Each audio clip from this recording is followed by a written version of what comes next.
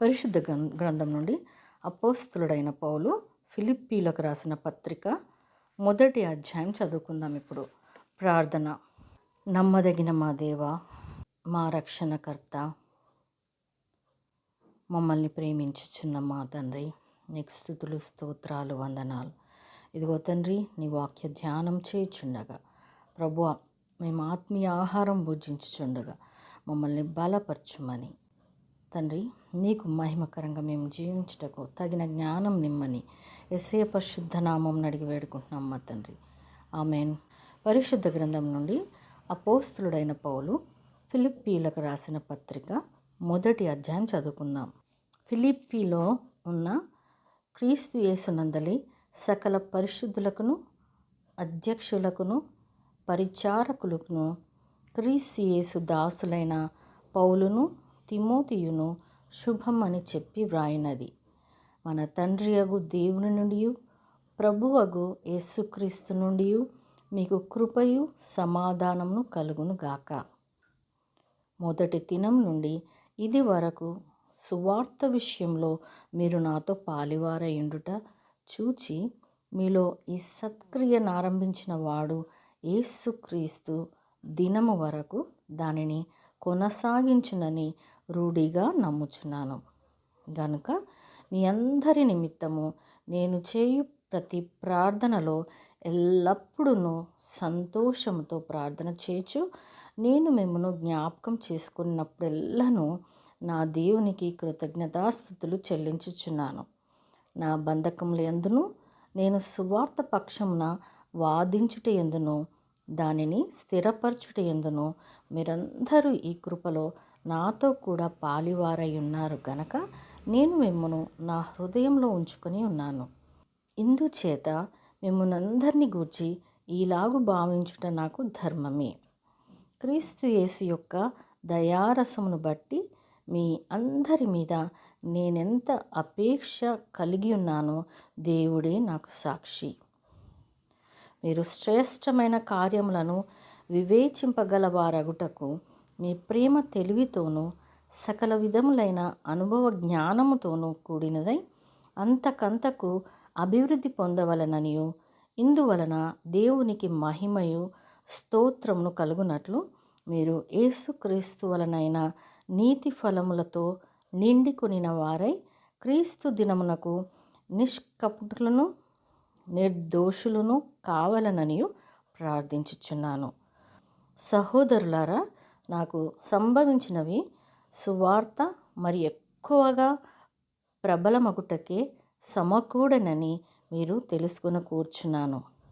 ఎలాగనగా నా బంధకములు క్రీస్తు నిమిత్తమే కలిగినవని ప్రేతోర్యమను సేనలోని వారికందరికీ తక్కిన వారికందరికీ స్పష్టమాయను. మరియు సహోదరులైన వారిలో ఎక్కువ మంది నా బంధకముల మూలముగా ప్రభువునందు స్థిర విశ్వాసం గలవారై నిర్భయముగా దేవుని వాక్యం బోధించుటకు మరి విశేష ధైర్యం తెచ్చుకొనిరి. కొందరు అసూయ చేతను కలహ బుద్ధి చేతను మరికొందరు మంచి బుద్ధి చేతను క్రీస్తును ప్రకటించుచున్నారు. వారైతే నా బంధకములతో కూడా నాకు శ్రమ తోడు చేయవలనని తలంచుకొని శుద్ధ మనస్సుతో కాక కక్షతో క్రీస్తును ప్రకటించుచున్నారు. వీరైతే నేను సువార్త పక్షమున వాదించుటకు నియమింపబడి ఉన్నానని ఎరిగి ప్రేమతో ప్రకటించుచున్నారు. ఆయననేమి మిషా చేతనే గాని సత్యం చేతనే గాని ఏ విధము చేతనైనను క్రీస్తు ప్రకటింపబడుచున్నాడు. అందుకు నేను సంతోషించుచున్నాను, ఇక ముందును సంతోషింతును. మరియు నేను ఏ విషయంలోనూ సిగ్గుపడక ఎప్పటి వలనే ఇప్పుడును పూర్ణ ధైర్యముతో బోధించుట వలన నా బ్రతుకు మూలముగా నైనను సరే, చావు మూలముగానైనను సరే, క్రీస్తు నా శరీరమందు ఘనపరచబడునని నేను మిగుల అపేక్షించుచు నిరీక్షించుచున్న ప్రకారంగా మీ ప్రార్థనల వలనను యేసుక్రీస్తు యొక్క ఆత్మ నాకు సమృద్ధిగా కలుగుట వలనను ఆ ప్రకటన నాకు రక్షణార్థంగా పరిణమించునని నేను ఎరుగుదును. నా మట్టుకైతే బ్రతుకుట క్రీస్తే, చావైతే లాభము. అయినను శరీరంతో నేను జీవించుటయే నాకున్న పనికి ఫలసాధనమైన ఎడల నేనేమి కోరుకుందునో నాకు తోచలేదు. ఈ రెంటి మధ్యను ఇరుకునబడి ఉన్నాను. నేను వెడలిపోయి క్రీస్తుతో కూడా నుండవలనని నాకు ఆశయున్నది. అది నాకు మరి మేలు. అయినను నేను శరీరం నందు నిలిచి ఉండుట మిమ్మును బట్టి మరి అవసరమై ఉన్నది.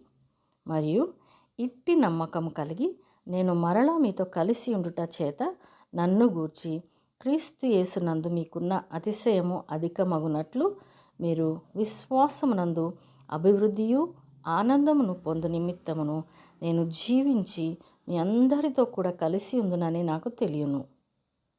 నేను వచ్చి మిమ్మను చూచినను రాకపోయినను మీరు ఏ విషయంలోనూ ఎదురించి వారికి బెదరక అందరూ ఒక్క భావంతో సువార్త విశ్వాసపక్షమున పోరాడుచు ఏక మనస్సు గలవారై నిలిచి ఉన్నారని నేను మిమ్మల్ని గూర్చి వినులాగున మీరు క్రీస్తు సువార్తకు తగినట్లుగా ప్రవర్తించుడి.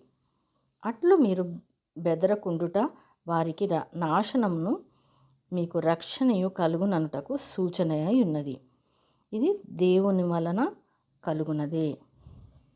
ఏలయనగా మీరు నా యందు చూచినట్టు నా యందున్నదని మీరిప్పుడు వినుచున్నట్టు పోరాటము మీకును కలిగి ఉన్నందున క్రీస్తునందు విశ్వాసం ఉంచటం మాత్రమే కాక ఆయన పక్షమున శ్రమపడుటయు ఆయన పక్షమున మీకు అనుగ్రహింపబడెను. దేవుడు తన పరిశుద్ధ వాక్యమును అందరి వినికిడిలో ఫలింపచేయునుగాక. ఆమేన్.